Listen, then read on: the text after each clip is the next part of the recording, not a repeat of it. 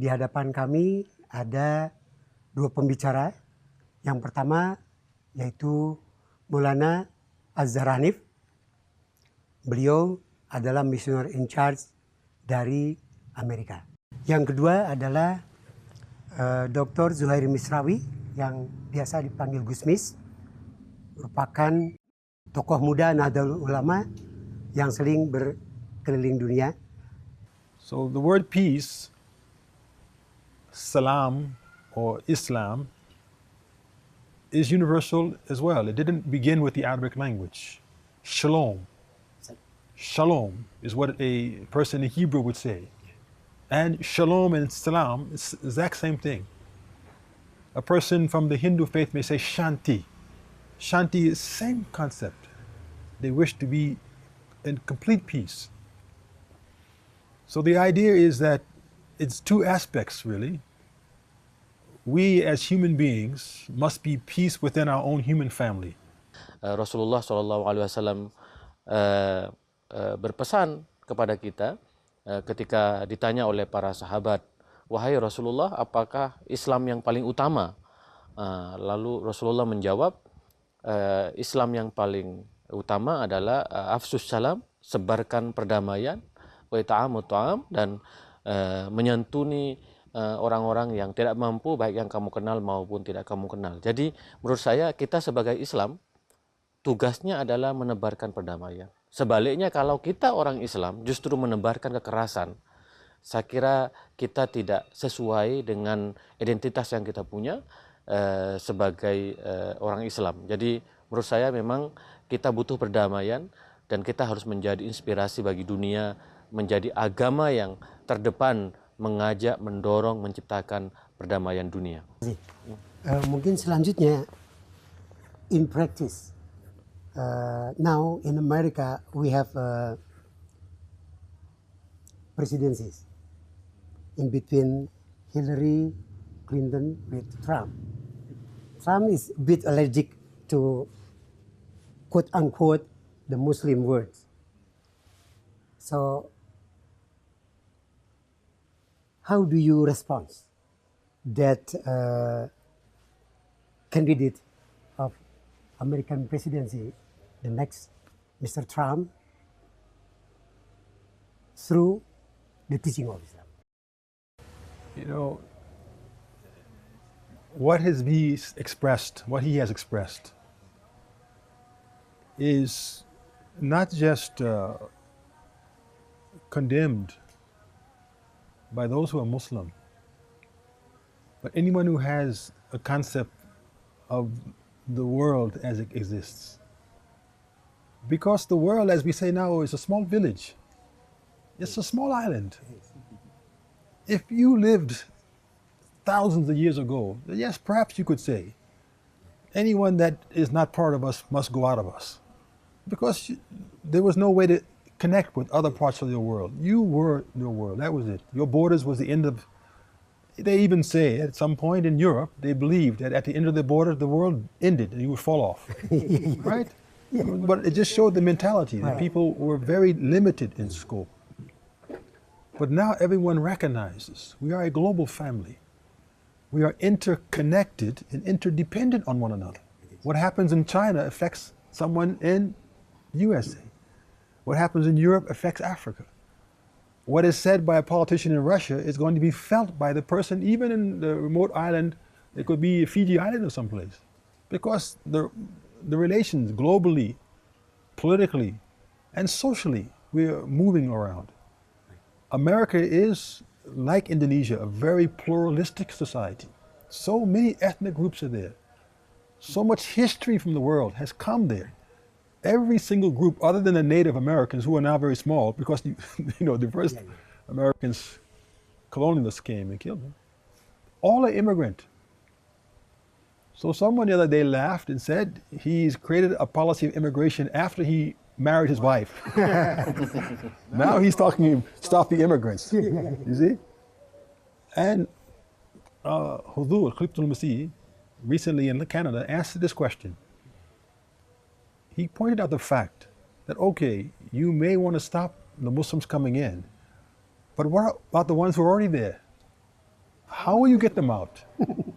So how are you going to limit a threat when you can't get all the ones who are already there out? And some are in your army, your navy, you're in your government, they're in your workers, your doctors, where will you begin? You'll destroy your nation like this. So he said it's a ridiculous policy. He said this. It's just absolutely ridiculous policy. It will never work. Nah, di Indonesia bagaimana Pak? Tentang ini praktik tentang damai Islam yang universal, yang rahmatan lil alamin. Di sini Pak, bagaimana? Iya, kita beruntung di Indonesia mempunyai para pendiri bangsa yang betul-betul memahami Islam. Bung Hatta mengatakan dalam salah satu bukunya, yang aku pahami dari Islam yang diajarkan oleh Rasulullah adalah perdamaian. Dan Bung Karno juga mengatakan bahwa umat Islam harus membangun saling menghormati, saling menghargai, tidak boleh ada egoisme, tidak boleh ada fanatisme. Maka para pendiri bangsa ketika mendirikan Indonesia 1945, sebelum proklamasi, mereka sudah meletakkan, pada tanggal 1 Juni 1945, sudah meletakkan Pancasila sebagai dasar negara Indonesia. Ya, kalau kita baca Pancasila itu kan sila ketuhanan yang Maha Esa, kemanusiaan yang adil dan beradab, persatuan Indonesia, kerakyatan, dan keadilan sosial. Kata Bung Karno, ini 5 nilai Pancasila itu kalau diperas menjadi satu, itu adalah gotong royong. Holupis kuntul baris. Jadi semua kelompok harus bersatu-satu, bersama-sama membangun Indonesia. Itulah Indonesia, adalah perdamaian yang dimiliki oleh Indonesia. Kalau kemudian Bung Karno membuat begitu banyak kebijakan yang mencerminkan perdamaian. Salah satunya adalah di setiap kota besar ketika dibangun masjid harus ada gereja. Jadi masjid dan gereja berhadapan-hadapan. Itulah wujud nyata dari perdamaian yang dibangun. Bahkan kalau kita lihat Istiqlal misalnya, masjid terbesar, masjid agung, masjid Indonesia itu arsitekturnya orang Katolik. Jadi itu menunjukkan bahwa Indonesia seperti juga di Amerika yang meyakini bahwa perdamaian itu adalah fundament dari sebuah negara. Selama negara itu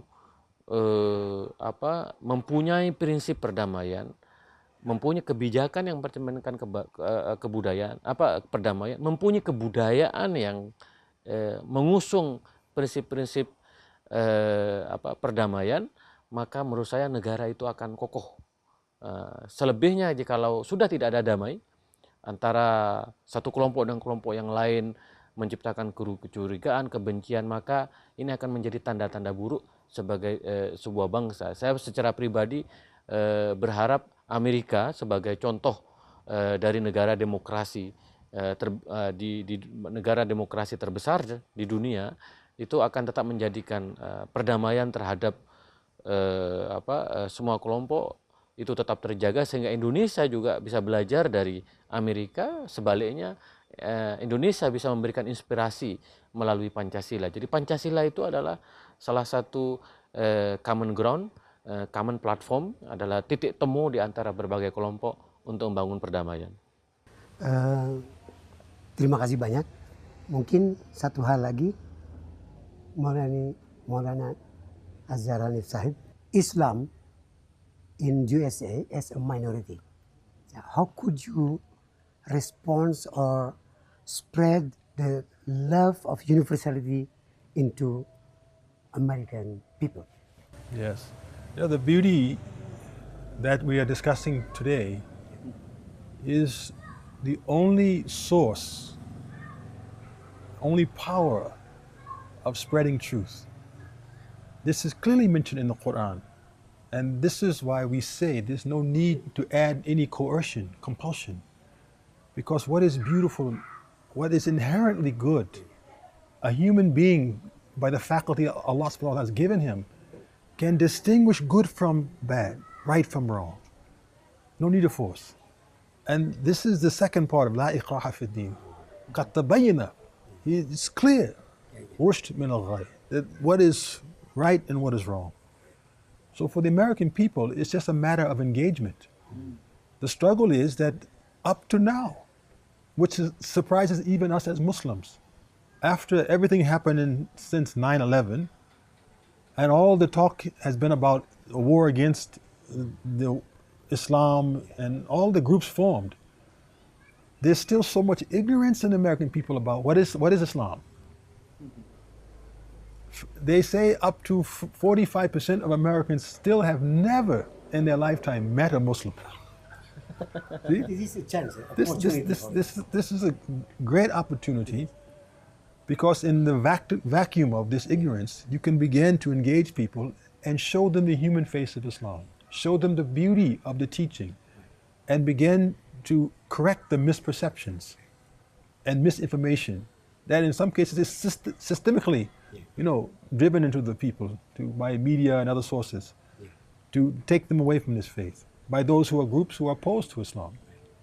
But we have found that the moment we get to stand in front of the public and engage the people, people's nature is good, and they can distinguish right from wrong.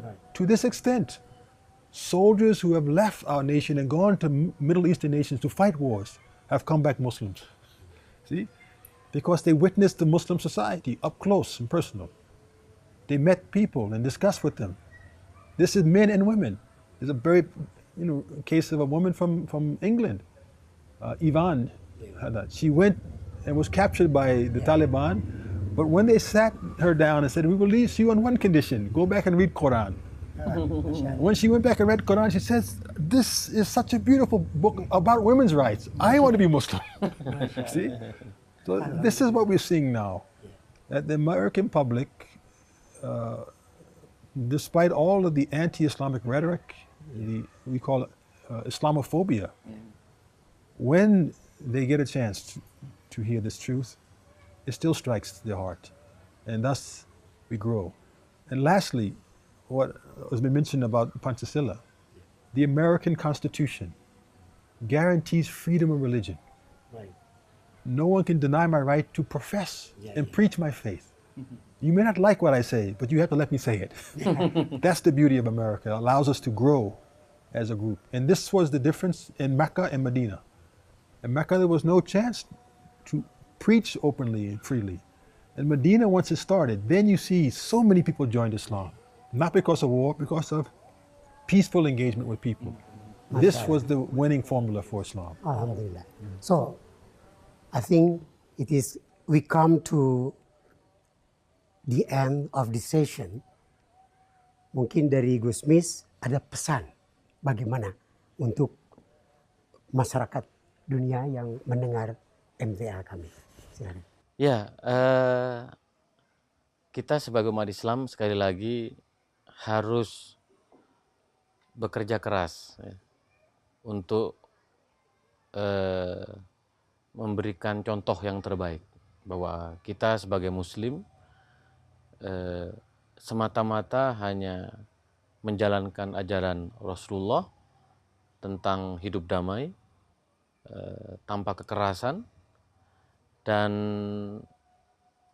itu harus dibuktikan dengan persahabatan, pergaulan yang intensif. Banyak orang yang tidak mengerti Islam. Tidak hanya orang-orang non-Muslim, tetapi juga kita sebagai umat Islam kadangkala tidak mengerti apa sungguhnya esensi ajaran Islam. Maka kata Rasulullah, seorang Muslim itu yang lisan dan tangannya itu harus menjadi contoh ekspresi dari perdamaian, menyebarkan damai. Jadi alhamdulillah kita sebagai umat Islam, tetapi itu tidak cukup, karena sebagai orang Islam harus tangannya, lisannya, tindakannya harus mencerminkan perdamaian, dan mudah-mudahan kita selalu menjadi bagian dari umat Rasulullah yang senantiasa menebarkan kedamaian bagi kita sendiri, bagi keluarga kita sendiri, dan juga bagi seluruh umat manusia. Terima kasih, Gusmis. So the last word for the audience of MTA, please. Yes, this I can completely understand the idea Mashallah. being presented, although all the language is not there, but the idea is universal. So once you hear certain key words, you know what the message is. Mashallah. And to me, this is the beauty of our faith. Anyone can excel the other. You know, Quran says, "Fastabiqul khairat." We are all in this interesting race of life to excel the other. And Islam was supposed to be that group where it says, "Kuntum khayra ummatan." You are the best people. But now I say to those who are listening, if you want the American and the European and the non-Muslim to believe Islam is khayra ummah, you have to show a practical example. Right. You cannot just say, you cannot just show a book, you cannot just point to the history of your messenger. They say, where is now that model place that should be the one the world should want to aspire to set their society up like them?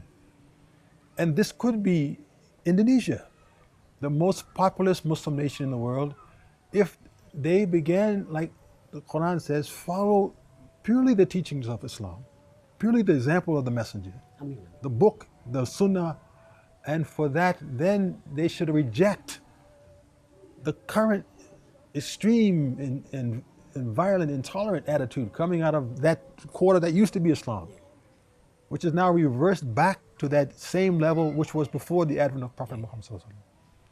So we need a new stream, a new freshness in Islam. Why not a group that's away from that place, I say no. This is why I see here as a potential, because they'll think differently than the one who is there now thinking that it's all about rigid and forceful. And we need, again, that compassion, that love, that mercy, the rahmah. Rahmah moves the heart, not the steel of a sword. This drives people away. And so to help those who are in non-Muslim nations such as myself, to be able to say, yes, Islam stands for this, we need Muslim nations who shine. Right. Rahmatullah alameen. Mashallah. And inshallah, I hope this will be one of those nations, inshallah. Jazakumullah. Para pemirsa MTA yang berbahagia, demikian indah ulasan dari Maulana Azhar Hanif dari Amerika dan juga Gusmis dari Indonesia. Kami merasa berbahagia bisa bersahabat dengan orang-orang yang mencerminkan rahmatan lil alamin. Indonesia tadi disebutkan oleh Maulana Azhar Hanif bisa menjadi contoh untuk itu. Ini tantangan tersendiri bagi kita di Indonesia. Kami haturkan terima kasih pada bapak-bapak ibu-ibu yang menikmati suasana di Sibentang, Kampung Semar Alam, Garut.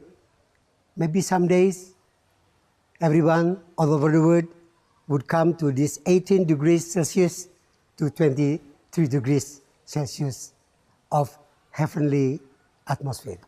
Hatur nuhun. Assalamualaikum warahmatullahi wabarakatuh.